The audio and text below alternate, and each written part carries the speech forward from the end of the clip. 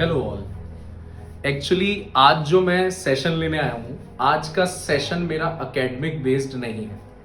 आज मुझे किसी वजह से ये सेशन करना पड़ रहा है। आजकल एक बड़ा करंट टॉपिक बना हुआ है कि सीबीएसई 12th के एग्जाम लेगी नहीं लेगी। वो सीबीएसई ऑटोनोमस बॉडी है, वो हमारे एजुकेशन मिनिस्टर हैं, उन्हें डिसाइड करना है। लेकिन प्रॉब्लम क्या है? प्रॉब्लम ये है कि उसका सीधा सीधा इंपैक्ट आप लोगों पे पड़ रहा है। मैं कॉन्टिन्यूसली ये देख रहा हूं कि जो मेरे स्टूडेंट्स हैं वो मुझसे यही कहते हैं कि सर आजकल हमसे पढ़ाई नहीं हो पा रही, हम लोग प्रॉपरली फोकस नहीं कर पा रहे, क्योंकि आप लोग एक डिलेमा में हो।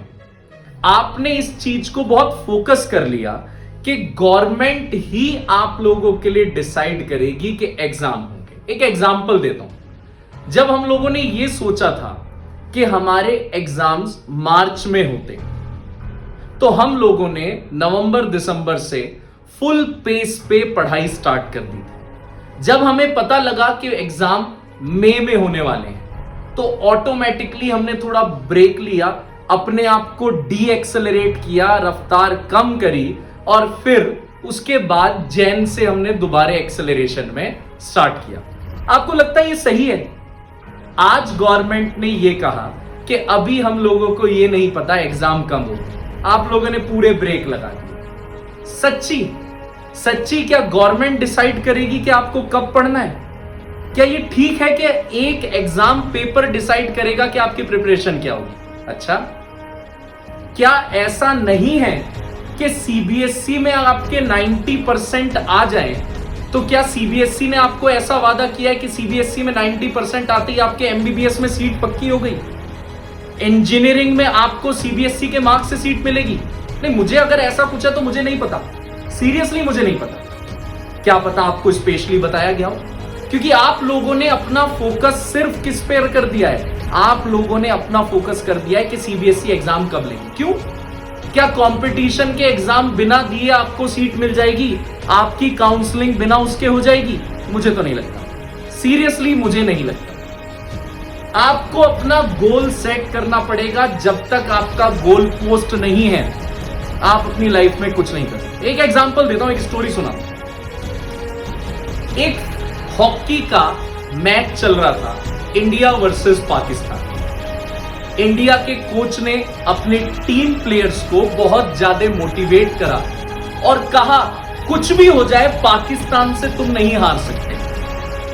तुम्हें आज ऐसे शॉट खेलने हैं कि बॉल पाकिस्तान प्लेयर की छाती को चीरती हुई गोल कर दो। तुम्हें इस सेशन में 70 मिनट्स के सेशन में आज वो करके दिखाना है जो आज तक इतिहास में किसी ने नहीं किया होगा। सेम मोटिवेशन पाकिस्तानी कोच भी कर रहे थे, उन्होंने भी यही करा। इसके बाद मैच स्टार्ट हुआ और यकीन मानो 70 मिनट्स के सेशन के बाद 70 मिनट्स के सेशन के बाद स्कोर बोर्ड पे 0-0 था। ऐसा क्यों था? क्योंकि अच्छी मोटिवेशन करने के बाद भी कुछ नहीं होता अगर ग्राउंड पे गोल पोस्ट ही नहीं है। जब ग्राउंड में गोल पोस्ट ही नहीं है तो आप गोल कहां करेंगे? आप एक दूसरे से लड़ते रहेंगे।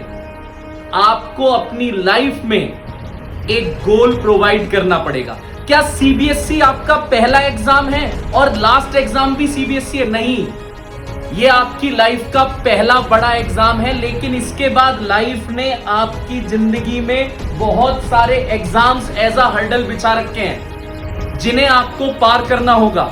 लेकिन उस पार करने के लिए हौसला तो आपके अंदर ही होना चाहिए। एक स्टोरी और सुनिए, शायद आपको अपने हौसले, अपने जज्बे पे यकीन आए। वो स्टोरी क्या है? एक बच्ची ने जन्म लिया, विल्मा रुडोल्फ ने जन्म लिया। वो पोलियो से ग्रसित थी। डॉक्टर ने कह दिया तुम बिल्कुल नहीं चल पाओगी, तुम जिंदगी भर नहीं चल पाओगी। ये एग्जैक्ट एक्यूरेट स्टोरी तुम्हारे सामने बता रहा हूं। लेकिन उसकी मां ने कहा तू चलेगी। उसने किसकी बात पे भरोसा किया? डॉक्टर की नहीं, उसने अपनी मां की बात पे भरोसा किया। और वो चली, और ना सिर्फ वो चली, वो दौड़ी, और वो गोल्ड मेडल जीतने वाली 1960 में यूएस की 3 गोल्ड मेडल एक ही ओलंपिक में जीतने वाली ओलंपियाड प्लेयर बनी। आप लोगों को यह ध्यान रखना पड़ेगा कि आपको सुननी किसकी है। आपको उस बंदे की सुननी है जो आपसे कहता है नहीं तुझसे नहीं हो पाएगा, एमबीबीएस तुझसे नहीं हो पाएगा, जेई तू तो कर ही नहीं सकता, आईआईटी बहुत बड़ी चीज है। या आपको उसकी सुननी है जो कह रहा है तुझसे ही हो पाएगा। ये आपको डिसाइड करना है। और मैं इसी क्वेश्चन मार्क के साथ आपको छोड़ता हूं। आप मुझे कमेंट में बताइएगा आपको सुननी किसकी है। मैं इसी के साथ आपको छोड़ता हूं और अब अपने आप को टटोलें।